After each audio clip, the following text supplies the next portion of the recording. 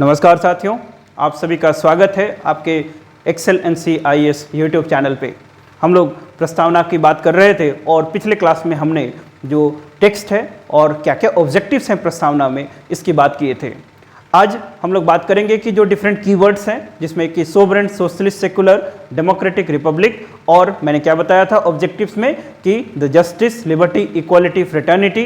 तो इन सारे टर्म्स को आज डिटेल्स में पढ़ेंगे। सिविल सर्विसेज एग्जामिनेशन, दैट इसके लिए जो नए नए अपडेट्स आ ही रहे हैं और आप लोग भी अपडेटेड होंगे, तो इसमें तैयारी करने की ज़रूरत है, क्योंकि सबसे बड़ा जो चैलेंज और सबसे बड़ा टास्क होगा आपका कोर्स कंप्लीशन। तो ये कोर्स कंप्लीशन कहना आसान होता है, बट इसके लिए करने के लिए आपको दिन रात लगना पड़ेगा। हम लोग लगे हुए हैं और यहाँ पर जो ऑफलाइन बैचेज हैं उसको ज्वाइन करके आप 3 से 4 महीने में कोर्स कंप्लीशन के उस रियलाइजेशन में होंगे कि 80% कोर्स कराया जाता है और एक बार ऑलरेडी कराया गया है। तो आज हम लोग बिना टाइम के इम्पोर्टेंस और टाइम के इम्पोर्टेंस को समझते हुए आज की क्लास को शुरू करते हैं। तो समझिए, और जो भी आपके डाउट्स हो वो कमेंट सेक्शन में आप फ्रीली लिखें और आप अपने स्तर से इनिशिएटिव्स लें कि आप पढ़ना शुरू करें। नहीं पढ़ेंगे तो आपका सिलेक्शन नहीं हो सकता है। हम लोग एफर्ट ले रहे हैं, ये अच्छी बात है, लेकिन साथ ही साथ आपका एफर्ट वो बहुत ज़रूरी है। आंसर लिखना शुरू करेंगे पहली बात, क्योंकि एग्जामिनेशन से मेंस जो है ये कोर है इस पूरे प्रिपरेशन का। मेंस आंसर राइटिंग ऐसे नहीं होता है कि आप सडनली स्टार्ट किए और आपको एक ही दिन में आ गया। मेंस आंसर राइटिंग के लिए आपको सालों मेहनत करनी पड़ती है और साथ ही साथ एक मेंटोर गाइडेंस में काम करे तो आप चीज़ों को अच्छे से जल्दी कर पाएंगे। हम लोग यहाँ जो हम लोग का प्रोग्राम्स है, जितने भी कोर्सेज डिज़ाइन किए गए हैं, उनका ऑब्जेक्टिव ही है कि आपको मेंस के लिए इनेबल किया जाए। तो मेंस आंसर राइटिंग हमारा प्राइम फोकस ही रहता है हर एक प्रोग्राम्स का। लेकिन स्टूडेंट के डिमांड्स के हिसाब से कभी कभी हम लोग अपने लेवल को अपने प्रीलिम्स के हिसाब से भी रीओरिएंट करते हैं कि ताकि आपका जो एक डर हो कि हम लोग प्रीलिम्स में यदि डिस्क्वालीफाई हो जाएं तो हम लोग मेंस के प्रिपरेशन का क्या होगा, उसको भी ध्यान में रखते हुए जो चीज़ें बात की जाती है। लेकिन आप एक्सेप्ट करें या नहीं करें, आप ये सिविल सर्विसेज परीक्षा है और इसमें आप जहां कहीं रुकने वाले हैं तो वो सिर्फ मेंस के स्तर पे ही रुकेंगे। तो मेंस की तैयारी के लिए आपको जी जान से लगना पड़ेगा। किसी पॉलिसी में नहीं रहेंगे, क्योंकि नहीं पढ़ेंगे तो आप उसको नहीं कर सकते हो, क्योंकि जब भी एग्जामिनेशन का प्रीलिम्स का साइकिल शुरू होगा तो आपके मेंस के लिए समय नहीं रहेगा। इसलिए उठिए और लिखना शुरू करें। नहीं आ रहा है, कोर्सेज ज्वाइन करें और पढ़ना शुरू करें। तो चलिए आज हम लोग बात करते हैं कि क्या क्या जो कीवर्ड्स हैं। पहला कीवर्ड क्या है ना, सोवरेन। सोवरेन, तो ये सोवरेन से ही शुरू करते हैं। तो सोवरेन क्या होता है? ये सोवरेन बेसिकली एक सोवरेनिटी टर्म से आया है। किस टर्म से आया है? सोवरेनिटी। सोवरेनिटी का मतलब होता है संप्रभुता। ठीक ना। इस टॉपिक को समझने के 3 इंपॉर्टेंट एस्पेक्ट हैं। पहली बात कि जो भारत का संविधान है इंडिया में एक पॉपुलर सोवरेनिटी के प्रिंसिपल पे बेस्ड है। किस प्रिंसिपल पे? ना, पॉपुलर सोवरेनिटी। ये पहली बात मैंने किया था कि पॉपुलर सोवरेनिटी। अब ये जो पॉपुलर सोवरेनिटी के साथ साथ आपको यहाँ क्या ध्यान रखना है कि भारत एक सोवरेन नेशन है, सोवरेन कंट्री है।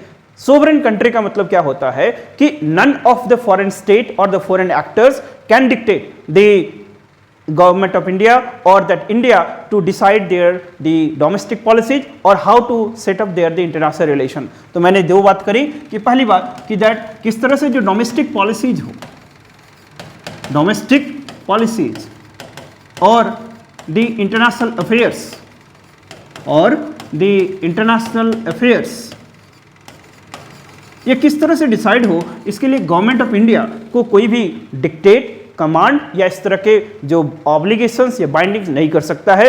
इस डोमेन में the government of India is the sovereign, कि अपने इच्छा से, अपने विल्स से ये सारे पॉलिसीज एंड द फ्रेम और जो भी ट्रीटीज होती है उसको डिसाइड कर सकता है।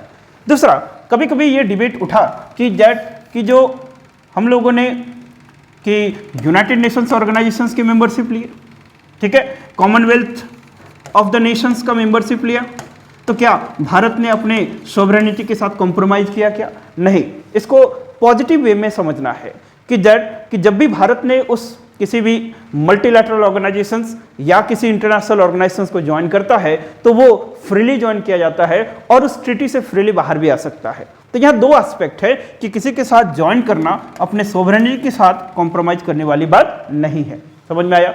तो जब भी सोवरेनिटी की बात करेंगे तो तीन इंपॉर्टेंट एस्पेक्ट समझेंगे कि पहला कि no any foreign actor or the foreign player can dictate, can bind or can the guide that India with respect to decide their domestic policies और international affairs के related जो भी बातें होंगी उसको decide नहीं कर सकता है। ठीक, ये क्यों ऐसा है? क्योंकि अभी के टाइम में मोस्ट ऑफ द कंट्रीज कैसे हैं ना, सोवरेन स्टेट्स हैं। वो सोवरेन स्टेट्स के लिए अलग अलग इंटरनेशनल थ्योरीज हैं, वो हम लोग कभी होगा तो इसकी चर्चा करेंगे। दूसरा कीवर्ड जो हमने देखा था उसको देखते हैं कि सोवरेन के साथ जो सेकंड टर्म है वो क्या है ना, सोशलिस्ट। सोशलिस्ट, तो ये पहली बात कि ये सोशलिस्ट टर्म 1976 में the 42nd constitutional amendment act के बाद इसको ऐड किया गया।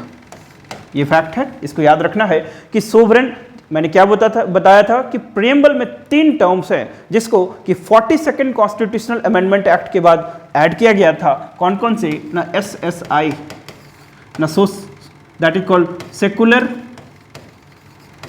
सोशलिस्ट और इंटेग्रिटी। ठीक है, ये 3 टर्म को ऐड किया गया था कब? 1976 में 42nd कॉन्स्टिट्यूशनल अमेंडमेंट एक्ट हुआ था ना। सोशलिस्ट का मतलब क्या होता है ना, सोशलिस्ट बेसिकली अवधि session of Indian national Congress कब हुआ था? 1955। उस समय इंडियन नेशनल कांग्रेस ने अपना ऑब्जेक्टिव डिसाइड किया था कि भारत में एक सोशलिस्ट ऑर्डर का सोसाइटी को डेवलप करना और एक सोशलिस्ट ऑर्डर का पैटर्न डेवलप करना। तो सोशलिस्ट बेसिकली एक एजेंडा था, एक ऑब्जेक्टिव था जिसको हासिल करना। लेकिन ये सोशलिस्ट टर्म का मतलब क्या होता है ना, सोशलिस्ट टर्म बेसिकली सोशलिज्म से आया है। और ये सोशलिज्म क्या होता है ना, सोशलिज्म प्राइवेट प्रॉपर्टी को नहीं मानता है कि मतलब मीन्स ऑफ प्रोडक्शन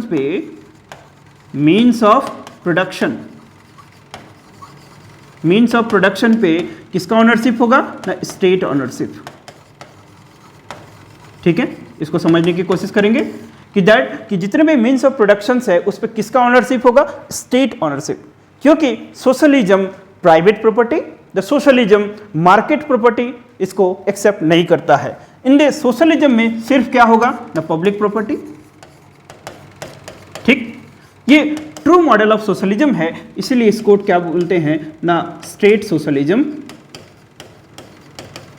सोशलिज्म या इसको कम्युनिस्ट सोशलिज्म भी बोलते हैं। तो ये कम्युनिस्ट सोशलिज्म क्या है ना, ये प्राइवेट प्रॉपर्टी को रिकॉग्निशन नहीं देता है। सारे प्रॉपर्टी में, सारे मीन्स ऑफ प्रोडक्शन में किसका ऑनरशिप होगा ना, स्टेट का ऑनरशिप होगा। इसलिए सिर्फ क्या होगा यहाँ पर, पब्लिक प्रॉपर्टी। लेकिन जो इंडियन वर्जन ऑफ सोशलिज्म है, ये इंडियन वर्जन ऑफ सोशलिज्म है वो क्या लिया गया ना, इसको डेमोक्रेटिक सोशलिज्म बोलते हैं। इंडिया में कैसा है ना, डेमोक्रेटिक सोशलिज्म। ये डेमोक्रेटिक सोशलिज्म स्टेट सोशलिज्म से कैसे डिफरेंट है? डेमोक्रेटिक सोशलिज्म ना, ये डेमोक्रेटिक सोशलिज्म स्टेट सोशलिज्म मतलब कम्युनिस्ट सोशलिज्म से डिफरेंट है क्योंकि यहां पर किस पे फोकस किया जाता है, मिक्स्ड इकोनॉमी। ये मिक्स्ड इकोनॉमी क्या है कि यहां पर the public as well as private property दोनों को ही रिकॉग्निशन दिया गया। ये ऐसा क्यों किया गया? क्योंकि जो इंडियन वर्जन ऑफ सोशलिज्म है इसको फैबियन सोशलिज्म भी बोलते हैं। क्या बोलते हैं? The Fabian socialism. ये Fabian socialism is also known as Nehruvian socialism. Nehruvian socialism. Pandit Nehru जो इंडिया के फर्स्ट प्राइम मिनिस्टर थे, उन्होंने द यूएसएसआर के मॉडल को जब अडॉप्ट किया तो उनका फोकस क्या था कि फैबियन सोशलिज्म को सिंपल भाषा में समझिए कि ये हमारी मान लीजिए सोसाइटी है, तो सोसाइटी में मैक्सिमम जो पॉपुलेशन है वो कहाँ पर है ना, मिडिल क्लास। तो इस इंडिया में यदि ग्रोथ डेवलपमेंट और सारी चीजें लानी है तो we have to empower this middle class and we have to focus this middle class. So middle class पे यदि फोकस रखना है, मिडिल क्लास के एम्पावरमेंट पे काम करना है, तो इस तरह का मॉडल जो है ये बेसिकली नेहरूवियन सोशलिज्म की बात करता है और इसको फैब सोशलिज्म या फेबियन सोशलिज्म बोलते हैं।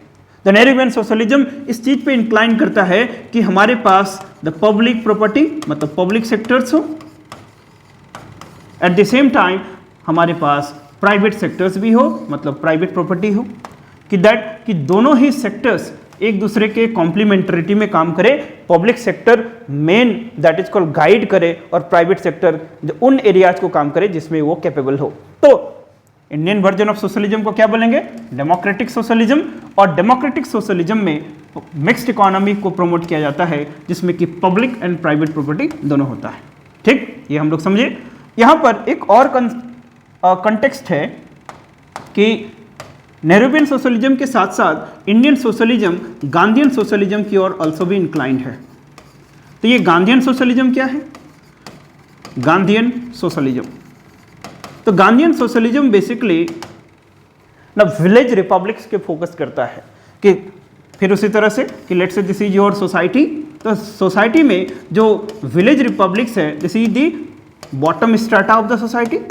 तो गांधी जी ने जो मॉडल ऑफ डेवलपमेंट है उसको क्या बोला? That is called bottom up approach. According to Gandhi the village should act as a village republics. और ये विलेज रिपब्लिक्स क्या है? Village should act as institutions of self government, that is called ISG।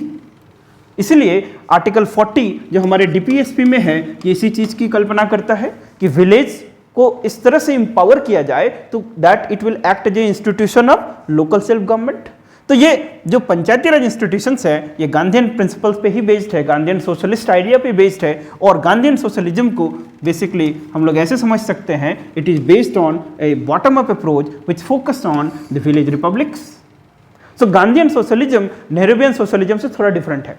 Nehruvian socialism का focus क्या था? ना middle class of the society, और Gandhian socialism का फोकस क्या है? At the bottom strata of the society, that is village republics. ठीक, थोड़ा सा समझ में आ गया। तो दो टर्म हम लोगों ने देखा कि एक सोवरेन, दूसरा सोशलिस्ट। अब थर्ड टर्म की ओर चले तो सोवरेन, सोशलिस्ट, सेक्युलर। तो सेक्युलर टर्म के बारे में थोड़ा समझ लेते हैं कि ये सेक्युलर क्या होता है। तो सेक्युलर टर्म का मतलब क्या होता है कि किसी भी स्टेट का अपना कोई एक पर्टिकुलर रिलीजन, स्टेट रिलीजन नहीं होगा। दैट इज कि no religion is a state religion. पहली बात, ये सेकुलरिज्म का एक डेफिनेशन है, लेकिन ये सेकुलर बेसिकली टर्म सेकुलरिज्म से आया है। What is secularism? सेकुलरिज्म एक आइडिया है ना। जब भी इजियम लगा रहता है किसी भी टर्म में, जैसे कि कैपिटलिज्म, जैसे सोशलिज्म, जैसे कम्युनिज्म, ठीक है, जैसे democratism, so it is an idea. So secularism it is an idea. और जो सेकुलरिज्म का जो सबसे पहले हम लोग बात करते हैं, this is called western model of the secularism. तो western model of secularism state और रिलीजन के बीच में डिफरेंशिएट करता है। ये क्या बात करता है कि स्टेट का रिलीजन के साथ कोई भी रिलेशनशिप नहीं है। स्टेट और रिलीजन के बीच में कैसा रिलेशन है ना, एक आयरन वॉल है। This is called western model of secularism, कि स्टेट को रिलीजन से कोई लेना देना नहीं है, रिलीजन को स्टेट से कोई लेना देना नहीं है। लेकिन क्या इंडिया में इसी मॉडल को अडॉप्ट किया गया? नो। इंडिया में जो मॉडल को अडॉप्ट किया गया उसको ईस्टर्न सेकुलरिज्म बोलते हैं, जिसमें कि स्टेट और रिलीजन के बीच में एक थिन लाइन है, एक सेमी परमेबल मेम्ब्रेन है। कैसे बात किए? इसको हम लोग पॉजिटिव कॉन्सेप्ट ऑफ सेकुलरिज्म भी बोलते हैं ना। Positive concept of secularism, what is this positive concept of secularism ना, स्टेट और रिलीजन के बीच में कैसा लाइन है? एक सेमी परमेबल मेम्ब्रेन है, कि स्टेट और रिलीजन के बीच में एक्सचेंज पॉसिबल है। तो किस तरह का डिवीजन है? Semi permeable. सेमी परमेबल किसको बोलते हैं? जैसे आप लोग पढ़े होंगे साइंस में कि जिसके थ्रू एक्सचेंज हो सकता है। तो ये किस तरह का वॉल है ना, सेमी परमेबल वॉल है। जैसे एक एग्जांपल से समझते हैं, सत्यमेव जयते, ये कहां से लिया गया है? रिलीजियस टेक्स्ट में, और ये क्या है, नेशनल एम्ब्लेम के ऊपर लिखा हुआ रहता है। तो ये तभी पॉसिबल है जब कि स्टेट कुछ चीजें रिलीजन से ले सकता है, जो कि अच्छी बातें हैं। उसी तरह से अशोका का धम्म, अशोक चक्र, राइट। उसी तरह से और बहुत सारी बातें हैं, जितने भी हम लोग के जो इंस्टीट्यूशंस हैं उसका जो अपना एक कोटेशंस होता है, जैसे सीबीआई है, जैसे आपका जुडिशरी है, तो वो संस्कृत के कोटेशंस कहाँ से लिए जाते हैं, किसी न किसी ग्रंथ से लिए जाते हैं, किसी न किसी शास्त्र से लिए जाते हैं। How this is possible? Because that India, in case of India, secularism का मॉडल क्या है कि स्टेट सारे रिलीजन को इक्वल प्रोटेक्शन प्रोवाइड करेगा, या फिर स्टेट किसी भी रिलीजन को प्रोटेक्शन प्रोवाइड नहीं करेगा। दोनों ही एस्पेक्ट है। स्टेट रिलीजन की मतलब किसी भी रिलीजन को डिफ्रेंशिएट नहीं करेगा, सारे रिलीजन को इक्वल प्रोटेक्शन प्रोवाइड करे, या फिर किसी भी रिलीजन को कोई प्रोटेक्शन प्रोवाइड नहीं करे। ये दोनों ही एस्पेक्ट है। तो ये इंडियन मॉडल ऑफ सेकुलरिज्म है, जिसको क्या बोलेंगे ना, पॉजिटिव कॉन्सेप्ट ऑफ सेकुलरिज्म, जिसमें कि state protects all the religion and state also do not care about any religion. State and religion के बीच में सेमी परमेबल मेम्ब्रेन है। If anything good which is available with the religion, that should be taken, that should be borrowed, and that should be suitable to the Indian culture, Indian society. So इस तरह से Indian model of secularism western model of secularism से different है। तो 3 term clear हुआ। अब ये जो सेकुलर टर्म है, ये सेकुलर टर्म को 1976 में ऐड किया गया था, ये मैंने पहले ही बात करी। अब ये सेकुलर टर्म को क्यों ऐड किया गया, ये क्वेश्चन पूछ सकता है। So write down a question कि why this secular term was added in the 1976 through the 42nd constitutional amendment act to the preamble. Preamble में क्यों ऐड किया गया इसको? कोई आंसर लिख सकता है? इफ यू कैन राइट, आप लिखें और सबमिट करें। तो हम लोग देखते हैं कि जो डेमोक्रेटिक टर्म है, द टर्म डेमोक्रेटिक, इसका क्या मीनिंग है। प्रीएम्बल में डेमोक्रेटिक टर्म लिखा हुआ है। ये डेमोक्रेटिक टर्म बेसिकली किससे आया है ना, डेमोक्रेसी। ये डेमोक्रेसी का मतलब क्या होता है ना, डेमोक्रेसी एक कंडीशन है जो कि डिग्निटी, इक्वालिटी, इंडिविजुअलिटी को फोकस करता है। Democracy is a condition. What is ना, democracy is a condition, democracy is a notion which focus on what ना, individual equality, individual dignity, individual freedom, इसको प्रमोट करता है democracy. Democracy is also a form of government. Democracy is a form of government which is basically based on a principle, जिसको आप लोग पढ़ते हैं कि that is of the people, for the people and by the people. उसी तरह से democracy is what, where the decision making process are the participant, peoples are the participant in the decision making process. So democratic polity की बात की गई है preamble में ना, एक डेमोक्रेटिक पॉलिटी की बात की गई है, और ये बेसिकली इस डेमोक्रेसी को 2 पार्ट में क्लासिफाई करता है कि डेमोक्रेसी में बेसिकली एक डायरेक्ट डेमोक्रेसी और एक इनडायरेक्ट डेमोक्रेसी की बात होती है। तो कितने टाइप की डेमोक्रेसी की बात हो रही है ना, 2 टाइप के डेमोक्रेसी, पहला direct and second indirect. Direct democracy क्या होता है ना, डायरेक्ट डेमोक्रेसी उस टाइप के डेमोक्रेसी को बोलते हैं जहां पर ना people will exercise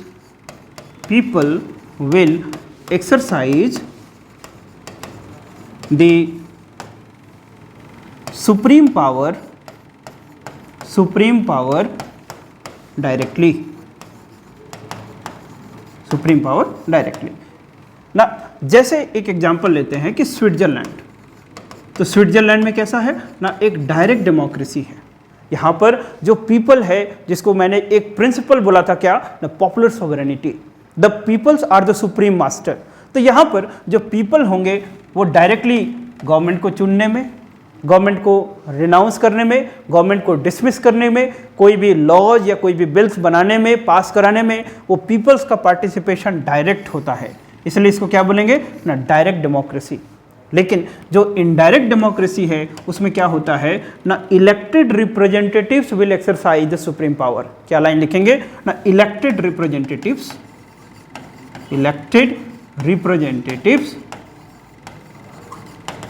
will exercise the supreme power.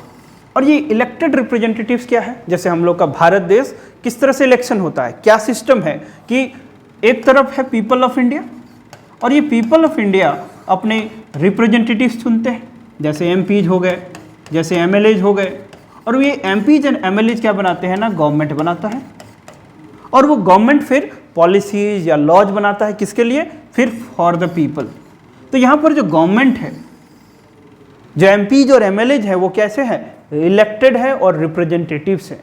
तो यहाँ पर जो इलेक्टेड रिप्रेजेंटेटिव्स है वो एक्चुअल पावर को एक्सरसाइज करता है। तो इस तरह के डेमोक्रेसी को क्या बोलेंगे, रिप्रेजेंटेटिव डेमोक्रेसी, और रिप्रेजेंटेटिव डेमोक्रेसी को ही बोलते हैं ना इनडायरेक्ट डेमोक्रेसी। समझ में आया कुछ ना? दो तरह की डेमोक्रेसी है, एक को बोलेंगे ना डायरेक्ट डेमोक्रेसी और दूसरे को क्या बोलेंगे, इनडायरेक्ट डेमोक्रेसी। तो डायरेक्ट डेमोक्रेसी में people will exercise the power directly, जैसे कि स्विट्जरलैंड है, बट इनडायरेक्ट डेमोक्रेसी में जो इलेक्टेड रिप्रेजेंटेटिव्स होगा वो पावर को डायरेक्टली एक्सरसाइज करेगा। अब ये जो रिप्रेजेंटेटिव डेमोक्रेसी है ये फिर दो टाइप का होता है, एक को बोलेंगे पार्लियामेंट्री और दूसरा को क्या बोलेंगे, प्रेसिडेंशियल। दूसरे को क्या बोलेंगे, प्रेसिडेंशियल। ये दो अलग टाइप के टू सब टाइप्स हैं किसके, रिप्रेजेंटेटिव डेमोक्रेसी का। तो ये डेमोक्रेटिक टर्म को समझ में आया। ये डेमोक्रेटिक टर्म को किस तरह से डिफाइन किया गया है, एज ए पॉलिटी के टर्म की तरह डिफाइन किया गया है कि यहाँ पर ना peoples are the supreme master, people are the supreme master, ठीक है। और ये डेमोक्रेसी कितने टाइप की होती है ना, एक डायरेक्ट होगा और एक इनडायरेक्ट होगा, दोनों में डिफरेंस समझ में आया। अब नेक्स्ट जो टर्म है कि हम लोग अभी तक बात क्या किए ना, सोवरेन, सोशलिस्ट, सेकुलर, डेमोक्रेटिक और लास्ट में क्या था, रिपब्लिक। रिपब्लिक ना, रिपब्लिक को ऐसे समझिए कि अभी हम लोग डेमोक्रेटिक पॉलिटी का बात किए कि डेमोक्रेटिक पॉलिटी किस तरह का ना डायरेक्ट और इनडायरेक्ट होगा। अब ये जो डेमोक्रेटिक पॉलिटी है ये बेसिकली इस डेमोक्रेटिक पॉलिटी में जो हेड ऑफ द स्टेट है, जो टर्म बोल रहा हूँ उस पर फोकस करेंगे ना, इन द डेमोक्रेटिक पॉलिटी।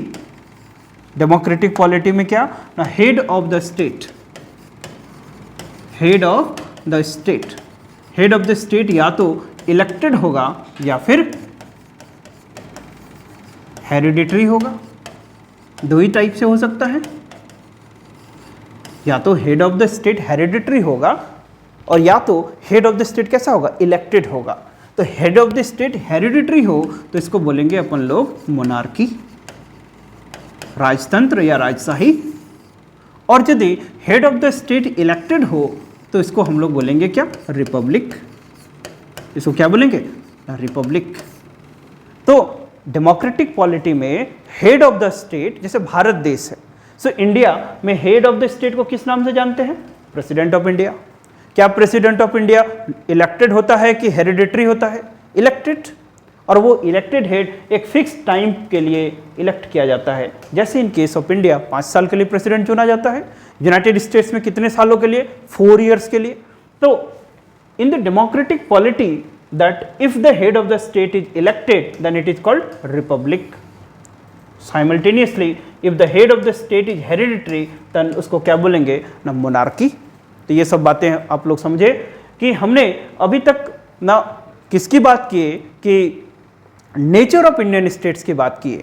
और ये नेचर ऑफ इंडियन स्टेट्स को याद रखने के लिए हमने क्या कीवर्ड्स बताया था, सोवरेन, इसकी बात कर ली हम लोग, फिर सोशलिस्ट, फिर सेकुलर, फिर डेमोक्रेटिक, फिर रिपब्लिक। ये 5 टर्म क्लियर हो गया। तो sovereign, socialist, secular, democratic, Republic, ये सारे टर्म ना क्या है ना नेचर ऑफ इंडियन स्टेट को बताते हैं। अब इतना समझने के बाद हम लोग देखते हैं कि प्रेम्बल, जिसको कि identity card of the Indian constitution बोला जाता है, वो कॉन्स्टिट्यूशन के किन ऑब्जेक्टिव्स के बारे में बात करता है, मतलब किन ऑब्जेक्टिव्स की कल्पना करता है। तो ऑब्जेक्टिव्स के लिए क्या कीवर्ड बताया था ना, जस्टिस, लिबर्टी, इक्वालिटी और फ्रेटर्निटी, ये 4 कीवर्ड्स हैं। तो हम लोग देखते हैं कि ब्रॉडर वर्जन क्या है, जस्टिस, लिबर्टी, इक्वालिटी और फ्रेटर्निटी का।